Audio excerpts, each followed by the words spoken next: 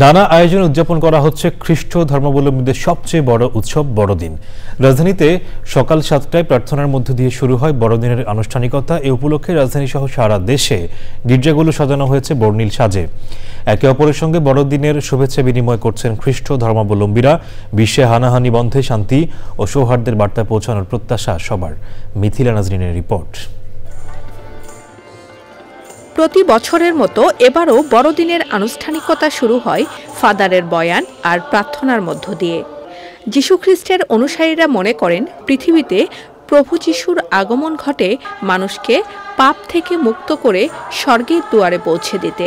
আমাদের প্রভু যীশুখ্রিস্টের নামে পবিত্র আত্মার সংযোগে তোমার সঙ্গে জীবনময়।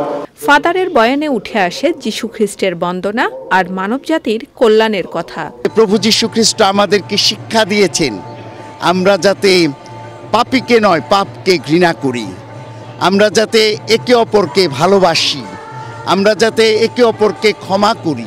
যীশুখ্রিস্ট মুক্তিদাতার জন্ম নিয়েছেন, তার সম্বন্ধে তার বিষয়ে রচিত তার গুণকীর্তন করে তার আগমনকে স্বাগত জানানোর জন্যেই কিন্তু এই সংকীর্তন করা হয়ে থাকে।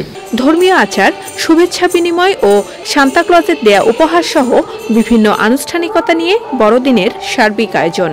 ভালোবাসা প্রকাশের একটা দিন, আর এর জন্য সবাইকে মেরি ক্রিসমাস এন্ড শুভ নববর্ষের শুভেচ্ছা। ধর্ম যে বিরোধটা চলতেছে তা যেন সমান থাকে, মানুষের যেন ভালোবাসাটা, আমরা যেন সবাই একে অপর পাশে থাকি। মেরি ক্রিসমাস সবাইকে, পৃথিবীতে শান্তি নেমে আসুক।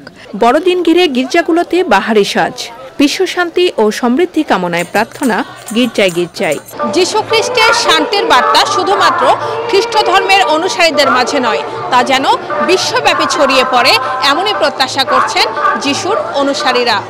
তেজকা চার্চ থেকে মিথিলা নাজনীন, চ্যানেল আই।